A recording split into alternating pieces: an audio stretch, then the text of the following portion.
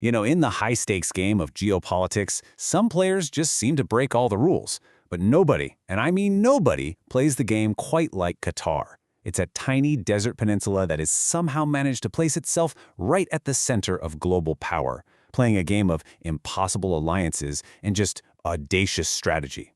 Let's break down how they pull it off. So here's the central puzzle, right? The question that just baffles diplomats and generals: how can one single country be America's most critical military partner in the entire region, while at the exact same time serving as a safe haven for the political leadership of groups the U.S. is actively opposing? It sounds completely nuts, but it's happening every single day. Okay, let's look at one side of this coin. This is Al Udeid Air Base. And look, this isn't just a base. It is the absolute nerve center for all American military operations in the Middle East. We're talking over 10,000 U.S. troops. This is the forward headquarters for CENTCOM, the guys running the show in places like Iraq, Syria, and Afghanistan. This is America's sword in the region. And then, just a short drive away in the capital city of Doha, you have this. Since 2012, Doha has been the global political headquarters for the leadership of Hamas. Yeah, the same country that hosts the American Command Center also hosts the leaders of a group America officially designates as a terrorist organization. So how does that work? To even begin to understand how this is possible, you first have to understand the player at the center of the board. What is Qatar really? Just look at this comparison, because this is really the core of Qatar's power. Geographically, it's tiny. I mean, this is a little peninsula smaller than the state of Connecticut. But then you look at the wealth, and it's got the fourth highest GDP per capita on the entire planet. It's one of the richest nations in human history. So how did it get so unbelievably rich? Well, the answer lies with this number: 3. Qatar is sitting on the world's third largest reserves of natural gas. This incredible energy wealth is the foundation of everything, allowing it to punch way, way above its weight. So, with all that cash, Qatar cooked up this brilliant two-part strategy. Part 1 was simple: buy the ultimate protection. And this timeline just shows you how they did it. Back in '96, Qatar spent over $1 billion of its own dollars to build Al Udeid. After 9/11, it became a critical hub for the war in Afghanistan, and then the big one. In 2003, the U.S. moved its entire regional command from Saudi Arabia to Al Udeid. See what they did?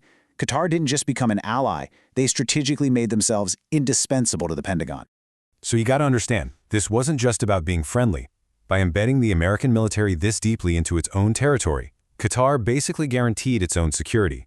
Now, an attack on Qatar could be seen as an attack on critical U.S. military assets. It was the best insurance policy money could buy, especially with bigger, sometimes hostile, neighbors next door. But that shield, that American protection, that was only half the strategy. The other half is what makes Qatar so controversial and so damn powerful. It decided it would build leverage by talking to absolutely everyone. Some people have called Qatar a prickly Switzerland, and that's a great term for it, because unlike a passive, neutral country, Qatar gets right in the middle of everything. It's mediated talks with the Taliban, it keeps open channels with Iran, and yes, it provides a base for Hamas. The whole strategy is to become the one indispensable middleman, the only phone number that everyone in a conflict has to call to get a deal done. And here it is. This is the twist that changes the entire story. You might be wondering, why does the U.S. put up with Hamas being in Doha? Well, because the U.S. government asked for them to be there. Yeah, back in 2011, it was the Obama administration that personally requested Qatar host the Hamas political office. Why? To create a quiet, reliable channel for communication. So what looks like a crazy contradiction was actually a coordinated, if secret, American policy. But in 2017, this incredibly delicate balancing act was put to the ultimate test. Qatar's neighbors, well, they finally had enough of its wild foreign policy, and they decided it was time to crush it. In June of 2017, a coalition, Saudi Arabia, the UAE, Bahrain, and Egypt, launched a full-on blockade. They cut all ties, they shut down Qatar's only land border, and they closed off the air and sea routes. The demand was pretty simple: fall in line, abandon your independent foreign policy, or face complete and total isolation. For Qatar, this was an existential threat. Now, this move didn't just cause a crisis in Doha, it immediately triggered a crisis in Washington, D.C. Qatar's strategy had perfectly trapped the American government in a fight against itself. The White House had one opinion, and the Pentagon had a completely different one. At first, it looked really bad for Qatar. President Trump got on Twitter and basically gave a full-throated endorsement of the blockade. He said that Middle Eastern leaders had all pointed to Qatar as the source of extremist funding. It really looked like Qatar's American shield was about to shatter. But almost immediately, the Pentagon pushed back, and pushed back hard. They started issuing statements praising Qatar's enduring commitment to regional security. And why? It's obvious. Their entire command structure for the Middle East, their wars, their logistics, every bit of it ran through Udeid. They simply could not afford to lose that base. And in the end, in the fight between the White House and the Pentagon won. The blockade eventually fell apart. Qatar survived the storm. Its crazy two-sided strategy had been tested by overwhelming force, and it had worked perfectly.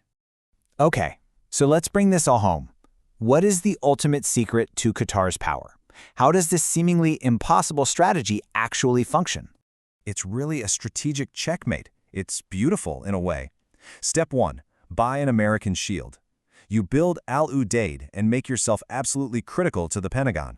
Step 2. You build diplomatic leverage by becoming the world's mediator, the only one who can talk to America's enemies. And step 3, the genius part. The two pieces protect each other.